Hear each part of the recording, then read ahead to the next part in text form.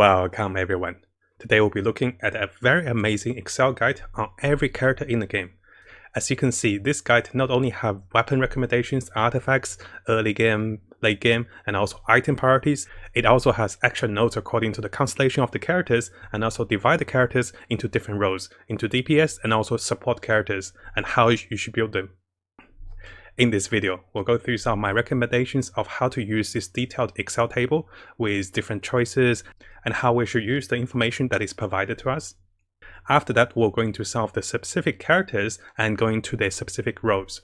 We'll look into the artifacts and also weapons for different characters and things we should be aware of. There is also a very interesting 3-star weapon which I really want to show you guys during this guide as well. Now, before we go deeper into this Excel, I would like to say a big thank you for all the people who made this Excel available to everyone and all the people who worked on it, starting with Judgement all the way down to Jinjinx, who I believe is also a very good YouTuber who makes Genshin Impact content on YouTube. So definitely check them out. And big thank you for everyone for contributing on this wonderful Excel. Coming over to the available 4-star characters and 5-star characters, what you're going to notice with Excel is they're divided between the elements of the characters, and within the characters, they're divided between DPS and support role. Make sure you're aware of what roles you're looking for each of the characters. And then after that, it might look a little overwhelming with this much information, but the best approach is to take it easy and focus on one thing at a time. I have made some notes over here to help us use this particular Excel. Firstly, as we said earlier, know what roles of the character you're looking for, if you're looking for the character for a DPS role or a support role. For example, for Fischl over here, she is available for both DPS and support. But ultimately, it is better to build her into a support because there's a lot more DPS characters. So if you're not sure which character goes into support or DPS, check out our previous videos and guides and the tier list. I'll have the links available for you guys to give you guys a determination of what pathway you want to take. Now, because this is a collective work with overwhelming a lot of good information, what you need to be aware of is to not be scared of all the weapon choices and artifact choices that is available. Because if you come back to the notes over here, when we're facing a lot of choices with weapons, artifact, and you might have a few characters, you might choose which character to use. Some basic rule of thumb is the higher grade the weapon is, the stronger the base attack, which is multiplied to everything. Almost a lot of skills scales with base attack and percentage scales with that. So that's why most of the 5-star weapons are recommended, but you do not need the 5-star weapon to enjoy the character. Now, as for the artifact sets, I recommend us to look into our best 4 or 5-star artifacts that is suitable with the effect for the particular role of the character. For example, if I'm going for DPS, I can go for attack percentages, critical rate. If I'm going for elemental or physical percentages, I can go for those. If you come back to Excel, what you're going to see is a lot of the good artifacts requires you to go into a particular dungeon.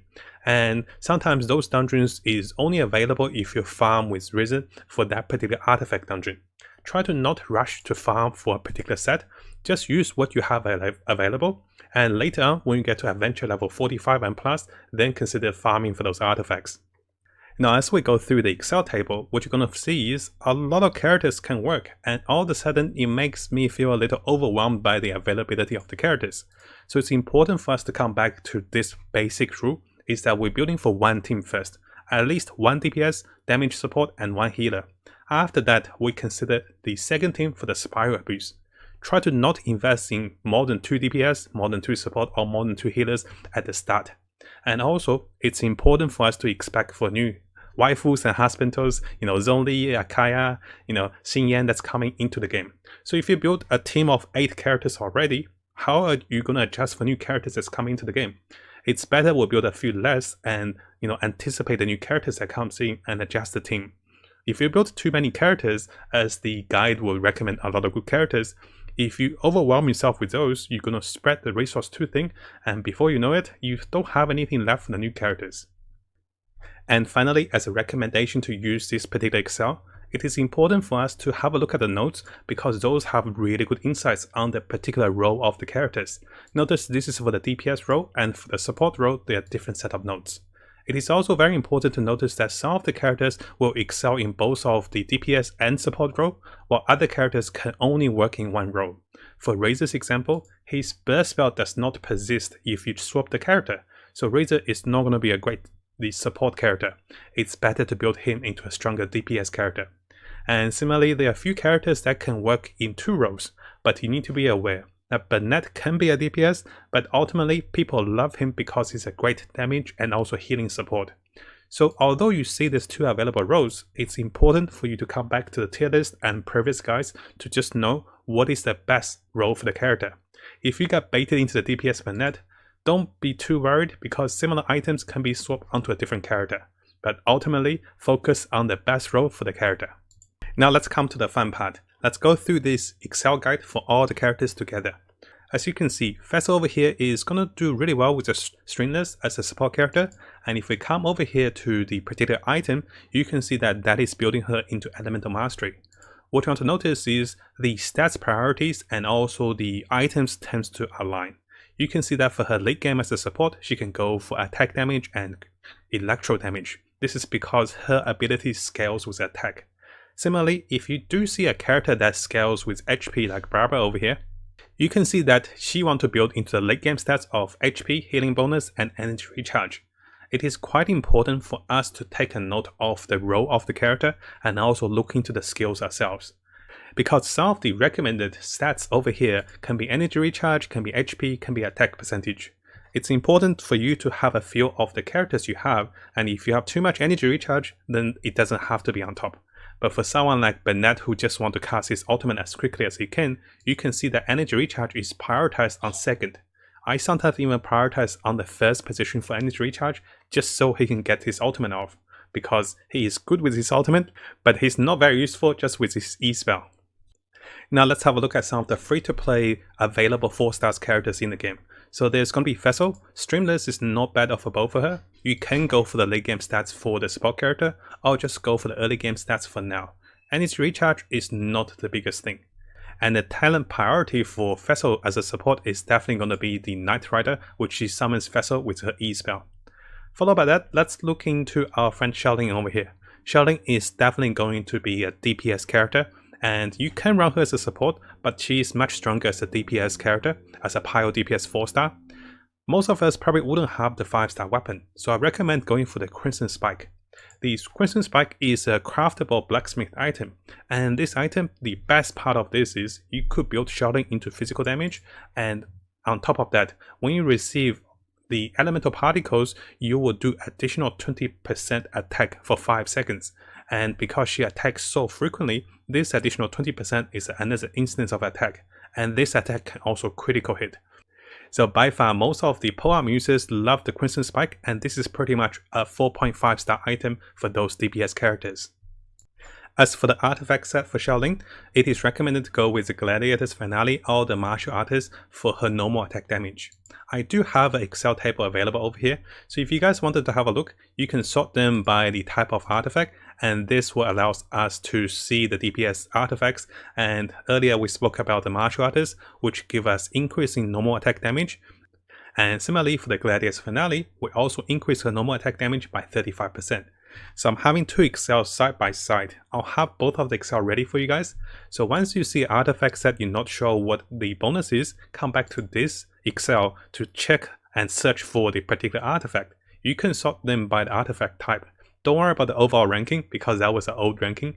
So this is available, and this allows you to go deeper with the guide. As for talent priorities, you can see that Xiangling is going to go for the normal attack for the skill ups. This can also benefit from a 5-star character like Child, which gives us a +1 to the normal attack skills, and this can increase the entire team's damage. Now if you haven't subscribed, this is a really good time to do so. Make sure you also turn the bell on for the latest news as I find more of them for us. You can see that we're really dedicated for Genshin Impact. We'll have builds, guides, tips, news, and events updates for everything that's Genshin Impact related. Coming to the lovely Barbara, which we have gotten 2 so far. So her item choice is very unique. You can see that the 3-star item is prioritized over the 4-star item. There's 2 reasons for that. One is that this is an incredible 3-star support item. The second to that, if you're building the prototype Malice with your blacksmith item, you're not building the Mappa Mare, which is the offensive blacksmith item for the catalyst. So firstly, let's come over to the thrilling tale of the Dragonslayer. This is such a good item because the substats is HP, which Barbara enjoys. On top of that, if you switch into a different character, you will boost the other character's attack up to 48% for 10 seconds. and that is pretty massive. That is a free artifact stats for almost level 20. I'll show you guys my particular item. I'm currently using this weapon on Saberz, and you can see I have maximum leveled this 3-star item. This is by far one of the best 3-star item in the game. And you know, as a support character, if you're running this item, if you switch the character after you, they will get massive boost of damage. And this is incredibly powerful. Now, we spoke about the opportunity cost for building the prototype malice. This is a healing catalyst, but if you're building the map premiere, which I'm building for, this is a much better catalyst for the support characters as an offensive catalyst. This can also be used as a damage dealer. I'm currently using this item on my Klee, so I'm trying to max level this item instead of building into the prototype malice. Coming over to Noelle over here, you can see that her DPS and support build is readily available. A big note is that most people run Noelle as a DPS after Constellation 6. If you try to run her as a DPS character before high Constellation, she will not be very effective compared to the other characters, because she has so much availability of defensive, healing, and also damage. So that means she's not going to be super strong on one particular aspect, and if you want to make her work, you really have to get at least Constellation 4 or Constellation 6 to make the DPS work. So most people tend to run her as a support with the White Blind, which allows her to get the base defense increase. I'll show you my particular Noelle, and you can see that my weapon is also White Blind. The secondary defense increase is 38% at level 60, and this is quite massive. On top of that, she also gains increased attack and defense as she attacks, and this makes her a very powerful support DPS character which can scale with her E spell. As for the artifact set, I wouldn't recommend going and worry too much about building a perfect artifact set for her. So Maiden's Beloved will give you more healing, while the Defender's Well gives you a little more defense. What I recommend is just focus on building higher defense for her. It doesn't have to be the perfect artifact set. And this is because most of the time, the higher defense Noelle has, the higher shield she has. And this will contribute the most for her on the team to reduce damage taken and also increase her healing rate. Now, I'm sure most of you are very excited to also have a look at the 5-star characters. I won't go through all of the 5-star characters in detail because, you know, this is a very lovely guide and most of us might not have all of the 5-star characters. What I will highlight is some of the really good artifact set for each of the 5 stars. For the look, it has to be the Crimson Witch to increase its pyro damage. For Klee over here, she's going for the Wanderless Troop because her charge attack and her passive increase energy gain, and this is a great way to do AoE damage. So that's why for the DPS Klee over here, the Wanderless Troop is actually ranked higher than the Crimson Witch, which give her higher pyro damage. Coming over to Kachin, you can see that her Thunder Smoother set gives her more damage when enemies debuffed by the electric effect. Now, if you're not sure what does each of those artifact effect does, come over here and have a look at the Excel, and you can see the Thunder Smoother give her resistance to Electro and also increase damage against enemy debuffed by Electro. Because Kachin can almost consistently debuff enemy non-stop, this effectively increases her overall damage by 35% for everything. Now keep in mind guys, the Thunder Smoother set has to be farmed. I still recommend you guys to go for those particular sets after adventure level 45 instead of trying to get the purple set early, because although you don't have this set, you can still go with a gladiator, you can go for still different pieces just for now. It is a nice combination, but it's much better if you invest in the 5-star legendary items once you get to adventure level 45. Coming over to Jin, she usually wants to scale with normal attack and attack percentage as an offensive DPS, but most of us will build Jin into a support DPS. The Noblest Obligate will increase the entire party's damage by 20%, while the Venomous set will reduce the enemy's resistance. I recommend going for the Noblest if you can, but I don't have many of those artifacts because I haven't been farming them. So the Venomous set or just going for higher percentage of attack can work for her. And as for Venti, who is the Anemo support, the Venomous set is a must-have for the late stage of the game. Before that, you can run almost anything on him with energy recharge. The biggest thing is, he will consistently debuff enemy with reduction to the elemental resistance as you create the throw effect. So you can see for DPS and support, it is number 1 on the list. Now for our new 5-star character Child, you can see that we do not have a lot of different set and choices for him, because he's probably not going to be a great support, and as for the DPS character, the Noblest 2-piece increase his damage for the ultimate by 20%. And this is a very lovely combination with any other 2-piece. So notice that you don't have to go with a 4-piece. Sometimes the 2-piece can be very effective. Now, because Child does almost consistently Hydro damage when he switches into his melee form and with his ultimate, it is still recommended to go with Hydro damage first and after go with a critical rate, which will support his talents into debuffing enemies with higher critical chances. Now, because I don't have Mona or Chi-Chi and I haven't tried them too much, I'll still recommend us to go with a support Chi-Chi to increase healing with Maiden's Beloved. And as for Mona, go with as much damage as you can and probably consider Hydro damage, critical rate and critical damage. Mona is very powerful because she can taunt enemy, she also disables enemies with her ultimate. You can see that she is building for the Noblest as well to increase her burst damage. After that, the Wander's Troop will also increase her Elemental Mastery, which will increase the damage she benefits from having a Pyro character on the team to increase the Vaporize damage. And her skill kit really focuses on having more damage with the synergies with elements. Now, I'm sure you guys have noticed that I can go on with each of the characters for hours and hours, and there's so much more to find. What I recommend is, guys, try to go into this Excel with the knowledge that this is to support us and to give us assistance. Try to not see this as the root of a master, but rather think about it. Why would they go for the normal attack talent passive? Why would they go for that? And how does this combine with the artifact set? So although this is a very detailed guide, you still want to think a little bit for yourself. Try to not follow it too blindly. And as always, make use of the notes and also additional notes on each of the roles of the characters. If you're not sure which of the characters to go, guys, try to not over-invest in one character in a particular set that cannot be switched onto a different character. If you're going for the Gladiator's Finale, if you're going something like the Instructor, those sets can be switched onto different characters. Now, if you're just going for the Thunder Smoother for the electro damage, that can only be moved onto an electro character. To summarize this video, it is very important, guys, to know the role of the characters you're looking at. And as we go through this detailed guide of the characters build, be aware, guys, some of the choices and options is available more for the late game.